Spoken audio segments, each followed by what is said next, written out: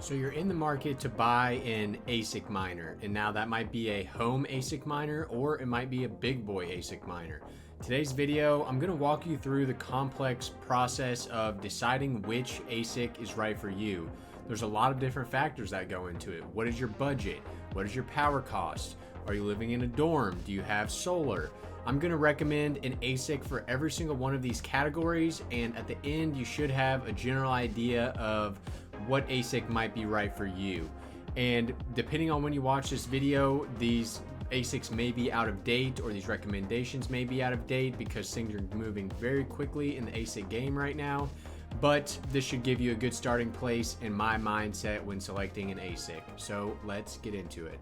All right, so I want to break down a couple situations that I think justify different kind of purchase strategies for different Asics. So the first is free power. So maybe you live in a dorm or you live in an apartment that comes with free power. You're going to have to be careful how much power you use. So that's the first category. Solar would be the second category. If you have solar power, which is technically free, which Asic is best for you. The next would be the people who have an unlimited budget. What Asic should you buy if you do not care how much money you spend? The next would be the safest. What's the safest Asic to get where you're pretty sure you're going to make your money back eventually, even if it takes a long time? And then what's the riskiest Asic you can get, or category of Asics? And lastly, what is the perfect Asic for beginners, where you really just want to get your feet wet, you don't want to spend a ton of money, and maybe you kind of acknowledge that you may not make all your investment back, but at least you got valuable information out of it, and that's what's important. So let's get into the first category. What is the best Asic for free power situations? We're going to be looking at all of these Asics on the Jingle Mining website. This is one of my favorite Asic miner suppliers, and they have a lot of reputable brands here. So we've got Jazz Miner, Gold Shell, Call Engine is FPGA. It can mine multiple coins, Ice River, and then of course Bitmain. So if you have free power, there's a couple things that you need to watch out for. Odds are, if you're in a dorm or an apartment and you have free power and you fire up a 3000 watt Asic 24 hours a day for a month straight, your dorm or your apartment is going to catch on, and they are going to either cut off your power or they're going to change the rate so that you have to actually pay for that power. So there's a little bit of strategy that goes into buying an Asic when you're in one of those situations. You want one that's efficient, which means it gets a lot of coin for low power, but overall you just want one that is relatively low power. You could probably get away with anything that's 1000 watts or less, and it's going to be maybe difficult for your school or your apartment to notice the increase. So if you're in a free power situation, I am going to recommend these two Ice River light units. So both of these are 500 watts. One of them is a Caspa miner. One of them is an Lithium miner. They're both relatively cheap, which is good if you're in an apartment or in a dorm. You probably don't have a ton of money to throw around. If you're on free power, the main thing is going to be how fast can I make back my investment? And that's where I like to use the site Mine the Asic and go to payback time. And the cheapest quick payback time miner is going to be the ALF AL2 Lite, and then coming shortly up after that is the KS2 Lite.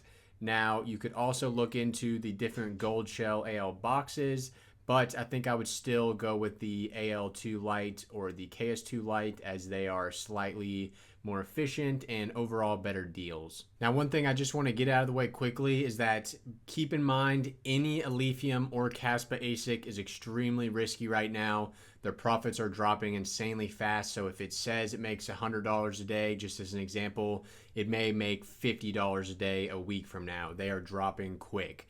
But if you have free power, those are some that I'm pretty confident you could probably make your money back in. All right, moving on to category 2, let's talk about solar. So if you have solar, that again means that your power rate is basically 0. And it also means that you can get probably some bigger miners, because if you have full solar, you're likely living alone in a house and you have room to maybe put in a full-size big boy miner.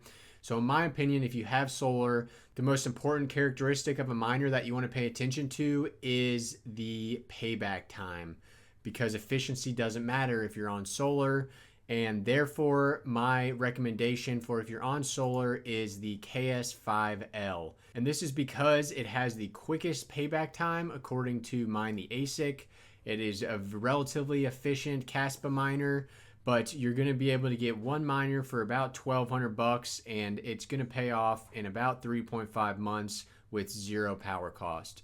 So that's a pretty good deal, and you'll be able to run that thing for potentially a couple years with how efficient it is, assuming they don't just keep making better and better miners. So let's take a look at the KS5L on Jingle Mining's site. You go to Ice River right here, and you can see the KS5L is $14.50.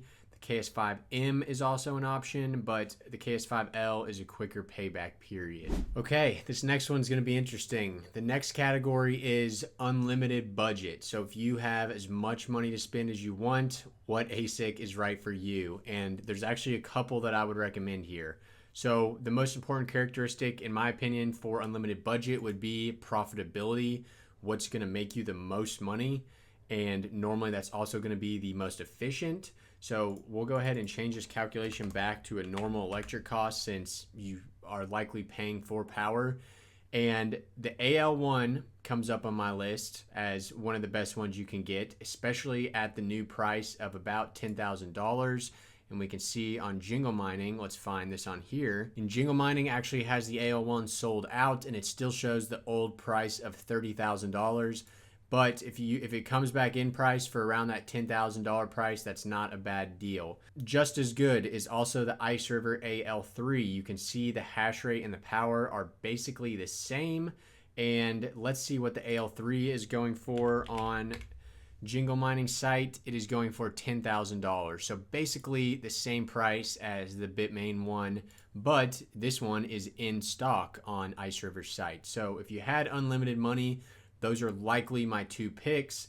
Another one that doesn't make as much, but is still a very good miner and will likely remain profitable for a longer period of time is the Antminer L9. So let's see what this is on Jingle Mining.